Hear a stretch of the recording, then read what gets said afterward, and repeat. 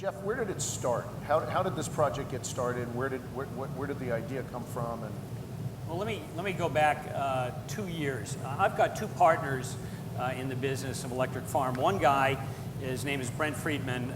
He's a television writer, very successful, and he's also created over the years some of the most successful video games. Worked for EA for years, created things like Tiberium Wars, etc. My other partner is a television and movie producer, Stan Rogo, produced stuff like Lizzie McGuire. And about 2 years ago, Brent Friedman, in his garage, created a little 8-minute anime piece, which was sort of the first couple of chapters of a science fiction show called Afterworld. And he brought it to Stan and I. We've all been friends for 20 years, and we foolishly decided that we were going to produce episodes of this show. We didn't quite know how many we were going to do, and we said, boy, wouldn't it be cool if we could do one for every day for 6 months, 130 of them. And how hard is it to produce, 3 minutes a day? So this sent us on a one-year project producing Afterworld, which eventually became very successful. Sony brought it out internationally, sold it in 100 different countries. Budweiser came aboard as our first web partner in the United States, and it played on, in the meantime, it played on MySpace and YouTube and Views, etc., and it got millions of views. But we learned a lot in that, and that was that I don't know if we actually have to produce one for every day of the year. And we decided then when we said, gee, but there's a business here. We got incredible feedback.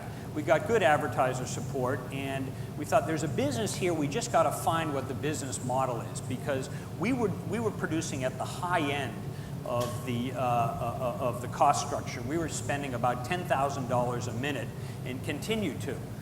And so we came up with a show called Gemini Division, which you just saw the little trailer for. And the Gemini Division is essentially a technology-based show. It's about in the middle stages of the Iraq War, the United States government got very sensitive about the casualties that we were all taking, and decided to institute or reactivate this top secret program called the Simulant program, which was soldiers which were biological entities and man-made over man-made skeletal systems. And they would put these simulants, these groups of simulants, into very, very, sort of high danger situations. They would take their casualties. After a year, they would be decommissioned, except one group of 250 men never come back to be decommissioned. And that's really what the story's about. It's told through the point of view of Rosario Dawson, a young 25-year-old New York City cop who for the first time in her life falls in love with a guy with a very sort of indeterminate past. She goes to Paris, they get engaged, and on the night of her engagement, he goes out for a business meeting. She, being a cop, follows him because she's a little suspicious over the whole thing, and she sees, in a fight, she sees him puddle, literally melt in front of her. And that brings her into the world of the Gemini Division, a top secret government organization whose sole purpose is to find these 250 simulants out there somewhere in the world and determine what they're up to. And what's complicated for her is that she was in love with this man, and she wants to find out, was it real? Why did he fall in love with her? What part does she play in this whole conspiracy? And can she recreate him? So we sort of felt like we had something special in that it was rooted in technology, both good technology and bad technology. And we sort of had a basic storyline. We put together a writing staff, and then we said, okay, this is going to cost $2 million. How do we finance this? We also said that we're going to do 50 episodes rather than 130. And we visited all the agencies in Los Angeles, and we were looking for somebody that was going to bring us into the brands and help and work with the brands to help us develop this and in an emotional way, that the brands would be emotionally tied to the show. Not only in terms of what their current capabilities were, but what their capabilities were going to be 5 minutes into the future. And we did all this research, and we ended up with Nathan Coyle, who we decided was the best He was the head of, and still is the head of digital at CAA. And from there, you take the story. Sure. And so Nathan, when Jeff and Stan and Brent approached you, what was your first move? What was your first, way to facilitate? Well, one lesson that I learned is, as you explained, that I grew up on Madison Avenue but moved to Hollywood in the last few years. And one lesson I've learned in town is that it's all about being in the right place at the right time. And this was a perfect example of that. When we met with Jeff and the folks at Electric Farm, we had just come off of a number of projects that generated a great deal of learning. So, for example, we had created the relationship between Lonely Girl 15 and Johnson & Johnson in a very interesting and innovative partnership for Neutrogena. And we had also just had the ink dry on the deals that we had done for Quarter Life with Pepsi and Toyota. And there was learning there that there's a real opportunity to approach the digital medium in a very different way that television has worked for the last 50 years, which is to say that instead of advertisers marketing around the content, that they could actually market through the content. And it was both in the case of Lonely Girl 15 and what we did with Quarter Life that became incredibly clear. The other lesson that we were finally starting to wrap our heads around came from the success of Funny or Die and Will Ferrell. And our group had incubated the business Funny or Die on behalf of our clients, Will and Adam McKay. And in launching the first video, The Landlord, which now has gained well over 50 million streams, it became clear to us that attaching recognition talent is a way to mitigate risk, to catalyze an instant audience. Will Ferrell has fans. America loves him. Rosario has fans. Perhaps a different fan base, but I'm a fan. Exactly. The 18 to 34-year-old boys, which is men, which is certainly a target of this. And I'm happy to be in that demo. It's all good. Exactly. But by having that recognition talent, we learned that is a way to get to the mass reach and to the audience that ultimately the artists want and, of course, the marketers want. So when we sat down with these guys, we thought, oh my God, this is the perfect storm of what we were setting out at CAA to be our value proposition and our differentiator, which is to say the opportunity for brands to collaborate with very premium projects designed explicitly for the web that have talent attached to them, but then also can get involved in a very meaningful way before any film is rolled. And as we were just talking about at that time, in fact, only 10 scripts of the 50 episodes had been written. So there were huge opportunities for brands to get involved in a meaningful way. So with that in a terrific meeting, and my excitement, informed by and based on, what we had learned, we quickly went out to the marketplace and had a very highly targeted list of marketers we spoke to. Let me ask a question there. Yep. So you said you went out to the marketplace.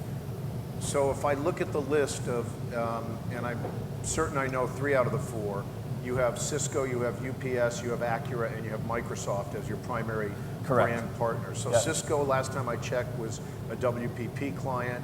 Microsoft is primarily a Universal McCann client. Yep, IPG. Acura is Ruben Pasteur, and I'm not sure off the top of my head who UPS is represented by. But Yes. when you said you went to market, did you go to the agencies or did you go to the brands directly? That's a great question. I went to everybody. And in fact, each of the 4 deals that CAA centered in the property, the relationships came in one case through the brand directly, in another case through the above-the-line media agency, in another case through the brand integration partner, and then in another case through a digital agency.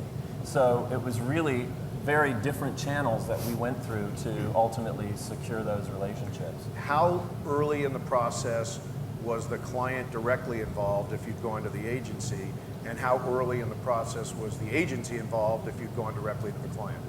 It varied, but fairly early, because there was a pressure of time and an interest and a sense of urgency, but that happened very quickly. And let me jump over Bill for a second to Cameron. So when you went to Cameron, and I'm just trying to drill down into practicality. Let me take it from there. So Cameron started, so Nathan started introducing us to these clients, and we started working directly. They would come in, they would work directly with the writers and Stan Roga, the producer, to figure out how, episode by episode, We could use the brands, how they would fit in, and how in the future they could fit in. You know, in other words, what were their capabilities today? What were going to be their capabilities Because tomorrow? of the technology. Because of the technology. And that's a continuing, ongoing process. So, but then we had one other problem, and that is, okay, we've got all these fantastic brands. We think we have a unique story. How are we going to distribute it? And how, more importantly, are we going to market it and promote it on an ongoing basis? Because the distribution you can get, the marketing, and the consistent sort of publicity and the rollout, that's something that no one's doing. You know, they put you up YouTube one day on the main page and then you're on your own. And so I went to Ben Silverman, laid it out for him, and he says, the guy you got to speak to is Cameron Dean. Okay, Before we get to that, there's a punchline here. That was my which is third day on the job. we had started to go out to market with this before these conversations with Cameron and NBC, and so we would have these fabulous meetings where we would explain how great this project is. Rosario Dawson, Stan, Jeff behind it, everyone in the room excited. Get to the last page. How is it going to get distributed? What is the reach? How many impressions? And I had to look at the folks in the room I was pitching and say, trust us. Well, but here's Which only worked so well for I'm so trying long. to set the table because then I want to come back to Bill, who was one of the people who wrote the check. Okay, I want to understand when you had Cameron on his third day on the job, did you have the advertisers baked into the project already? Was the media commitment from the advertisers there? Did you have the internecine warfare at NBC between programming and sales? That's what I'm trying to get to. Yeah, it was at different were in levels of different development. stages. One had already greenlit, and then the other three were at different levels of greenlighting. And And our Cameron, model, you know my question. I mean, I get your question. In our model, in terms of the digital studio, we sort of play anywhere across that line. So the project's in development, it may have advertisers attached to it, or we're obviously a media company. We have great relationships with all of the people in this room, in this community. So from our model, this worked in one case. We'll also be looking at other places where we're bringing the advertisers to the table and we're helping to get the content underwritten and funded. Because for the digital studio, you know, content like this and brands like these, this becomes the incubation point for us as a network. And when we then look at, to Jeff's point, sort of the breadth of distribution we can bring to the table, that then becomes the value proposition back to the brands as well. So that's why we all work so well on it. so Bill, when Microsoft looked at this project, you looked at it either on your own or you looked at it with McCann Erickson or Universal McCann. Where were you in that process? Not personally perhaps, but where was Microsoft in that process? And where was your agency? And what time in that meeting did the media commitment come up?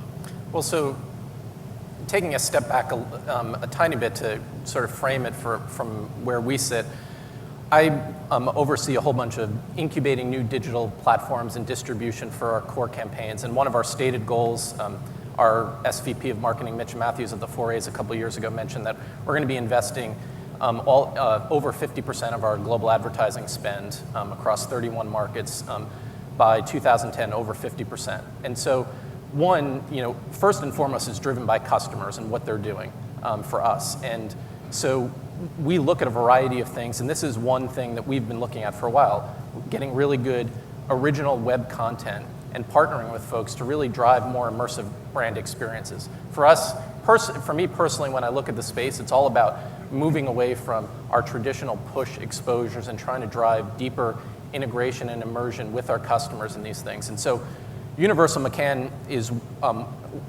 our media agency of record, and they brought this opportunity to my team and mentioned this, knowing full well what our strategic focus is. And so immediately when they brought it to us, based on who was behind it, based on what we knew about the rough storyline, and to tell you the truth, we didn't need to be convinced in seeing a full-scale, you know, scripts and all this. I mean, it immediately became clear that the integration of our technology in this type of content was a natural fit.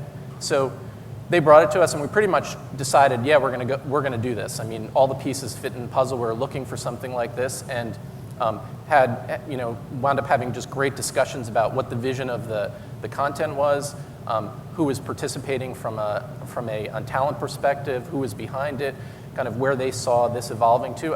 It also helps that we see the transition that's happening with customers migrating to content on devices and the web, and naturally we want to understand how we can make that shift And I mean, it was a no-brainer for us, and pretty quick. And then then actually getting in the discussions and actually having our product people go down. Really thinking about being at the upfront stage of this. How can we weave things in early in the creative process? NewFront. Exactly. Rather than the traditional let's bolt on product placement at the back end. That's not something we're interested in. We really wanted a more immersive experience with our brands. But I to, think but, that- but to Jeff's point, Nathan, Yep. for one moment, to Jeff's point early, this project particularly lends itself to technology partners because, if you're a Yep. consumer packaged goods company, you have less opportunity to be able to utilize a piece of content of this sort, perhaps, to find that organic use of your product because you're an enabler in this from a technology standpoint. But Yeah, one thing we had talked about, even as we prepared for this, is there was a really pivotal meeting that happened that I think, as we've discussed, that really exemplifies why this worked and I think why it's been successful for everyone, which was to have, as Bill alluded to, have folks from product marketing, from the agency, come down to Los Angeles and CAA and meet with the production designer, a senior writer, the producers, all in a room for 2 hours. And so we introduced all the parties, and then, me being the agent, I said, excuse me, I'm going to go roll calls. And came back a couple of hours later, and there were huge smiles and lots of drawing and writing, and great ideas were born and really came from that informed the rest of the scripts, how it was developed, how it was written. And you highlighted on something, Michael. It's about having a brand. At the center of this was us knowing and understanding what our brand value proposition was, and making sure we found something that actually was true to that, and we could seamlessly fit into what the creative vision was. It wasn't trying to shoehorn something in from a brand perspective that really didn't make sense or wasn't going to work. So let me ask a question. This feels now like we're at camp around the campfire and you guys should all grab hands and sing Kumbaya, because it sounds like this was like a perfect experience. What I want to know, and I think what the audience would like to know, is when was that phone call when Nathan got on the phone with Cameron and said, "You ignorant slut, if you don't do this," okay, I want to know where the bumps were. I want to know where. I don't think there's been a bump. I mean, I think that's instructive, to the audience as to where the problems were and how you fixed them.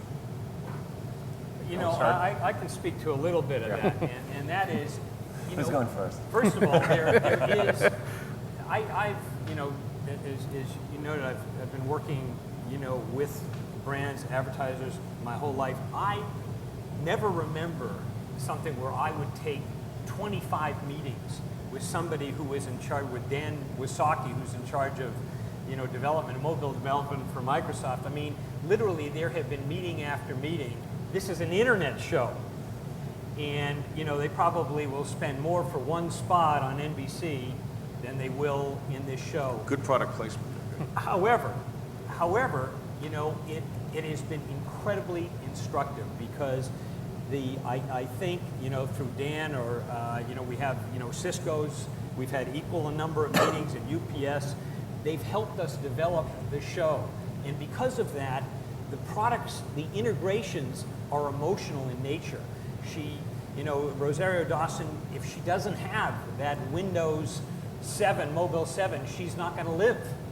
There's every day she uses the Microsoft Maps. The telepresence from Cisco, where they take the meetings from Gemini all over the world, is, you see that every couple of episodes. So it's been a process which has probably been very time-consuming, maybe sometimes too time-consuming for the brands, but it's been, I think, in the early stages of this and learning what this business is, it's really key. And just to build on that, I think that's where we would all anticipate some bumps, right? Is you take a technology person from Microsoft and you take a writer and a sort of creative diva and you put them in the room and then you walk out. And that's where the most amazing stuff has come from. And you watch these writers developing their stories purely based on what they're learning about these products. And for a product marketing person, they're doing backflips because A, they're sitting in Hollywood, and B, they're now seeing the story evolve and rotate around exactly their product messaging, and that becomes the We have to end on this note because we're out of time, but see what they're really doing backflips for is because they spent some time in Redmond and they learned acronyms that they didn't know even existed in the world. Could well be. I want to thank you all for taking the time and talking about the Gemini project. Thank you very much. Thank you.